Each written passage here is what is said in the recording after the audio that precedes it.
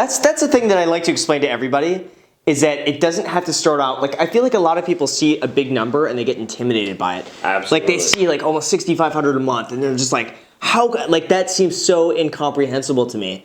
But I'm telling everybody, like, it starts with really small numbers.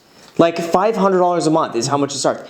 And from reading the comments, if you read the comments on that video, some people are starting with $10 a month, or someone is like $150 a month in passive income.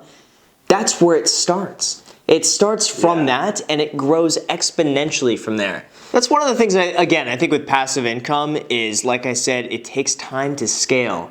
It's never something that within a year you can expect. I mean, maybe in certain situations, maybe it's possible. Best but case. I would say in most situations, it's like, I see this as a 10-year plan.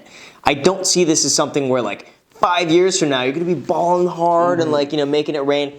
It's a 10-year plan. Like, I really feel like you put a decade of work in now, and that's going to pay your entire life in the future. Like, really, if you think 10 years of work that you put in now will pay for your entire future. If you really think about it. I mean, that's what it's been for me. No joke. I started when I was like 18 years old. I'm not even 28 yet. And this is some shit that will pay for my entire future for the rest of my life with 10 years of work that you put in the beginning. So I think that's one of the biggest things that I want to hammer in people, is that it's not this, like, next month you're going to be making a crap ton of money, making all your friends jealous and pull up to high school in Lambos. Like, it's not that. It's 10 years from now. Your market is different than mine. I could not replicate what I'm doing in my market in your market. I make more money in appreciation than I do in rents. I mean, the appreciation that I've gained over the last year is probably three times the amount of money that I've received in gross rent. 3 times just in appreciation. I couldn't do that in your market, just as, in your market, you couldn't do the appreciation. So I feel like it's so location specific.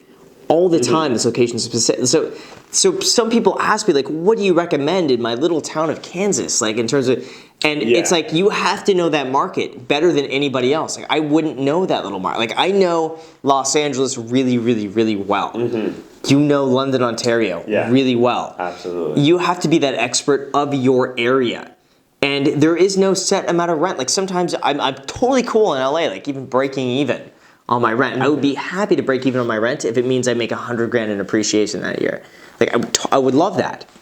Just as if in Louisiana you need to make, $20,000 a year profit net in your pocket for that to make sense. So I think every area is different.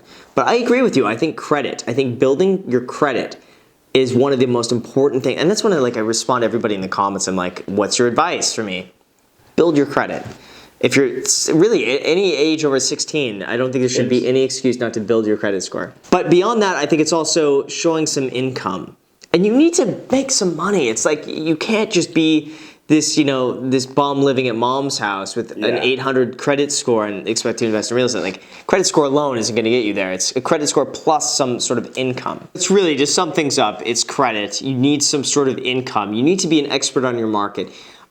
For me, I mean, maybe partners help. Partners are great if you want to gain, a portion of ownership of a property, kind of spread yourself among a few properties. I don't think you need 100% a partner.